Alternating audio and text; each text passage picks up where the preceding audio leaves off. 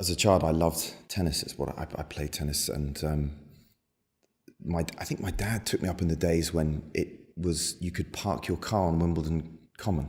You just drove up, parked your car, and you would queue outside, and somebody would come out and hand a used stub, and you just take that in and go in. And of course, we just started wandering around. So the inspiration for the story definitely came from wanting to capture that sort of childhood look of Wimbledon. And when I applied for the pass, in my mind, I thought, I wonder, with all the money that's being pumped into these tournaments, all these sports tournaments, are they going to retain their charm and their soul? And that was my initial approach to the story. And then I thought, how do you photograph charm and soul? I mean, that could be pretty difficult because it's not tangible. And so in my mind, I had an idea of how I wanted it to look, but subsequently that completely changed. Or not the look, but the whole idea changed after I got back from South Sudan, which was literally 2 weeks before the Wimbledon tournament, and having spent 5 weeks living in the UN camps with the South Sudanese tribes it was a civil war at the time. That was a pretty harrowing trip. And there are certain moments in your career where you cover events and you leave a piece of yourself in the country with the people. And so the whole Wimbledon thing my priorities changed a little bit, and I was sort of trying to motivate myself. Do I really want to go and cover a story where, where I'm constantly thinking about these young kids living in this camp, and I'm going to this big tournament, and where people drink a lot of champagne and eat a lot of strawberries and cream, and I was sort of trying to balance the two, and so that was always in the back of my mind. And but then I thought, do you know what? Actually, I think I need this. I think I really need to go to somewhere like Wimbledon, where I had really fond memories as a kid.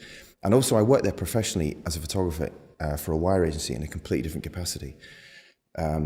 So I knew Wimbledon like the back of the hand. I was really comfortable there. I knew my way around. And I thought, yeah, actually this could be good. And sort of from a freelance perspective, it's not really a great idea to sort of self-commission for 10 days and, not earn any money. But it didn't matter. I thought, let's just go and do this and see what happens. It took maybe 2 or 3 days before I got a picture. And I was beginning to question, you know what, I really should be doing another job where I'm actually paying some bills, money. How long is it going to be? And maybe I'm not going to get a picture. And the way I normally work is when I get my first picture, I go, okay, now I can start to build on it. And this was taking a while. But I think it was because my mind was really somewhere else. But it's really difficult to explain. I think at the same time that really helped, because I almost went in with a completely carefree attitude. I didn't care what happened. I didn't care how it looked. I didn't care what sort of pictures I shot. I just wanted it to be this sort of enjoyable, cathartic experience. So when I went, I thought, there's one image I really want to get. And that was my childhood memory. And that one image was the tennis ball in the air. And it was actually the most difficult image to capture, because people don't hit balls that high at tennis courts. It just doesn't happen. And I would go back day after day, put myself into that position and wait. And if it was a women's match, the women were slightly smaller, so the ball doesn't go up as high. And then the men were a little bit higher. And then it suddenly dawned on me after 6 days, oh, do you know what? The only way I'm going to get this picture is when the guys warm up. And when they warm up, they do the lobs, and then they do the smashes.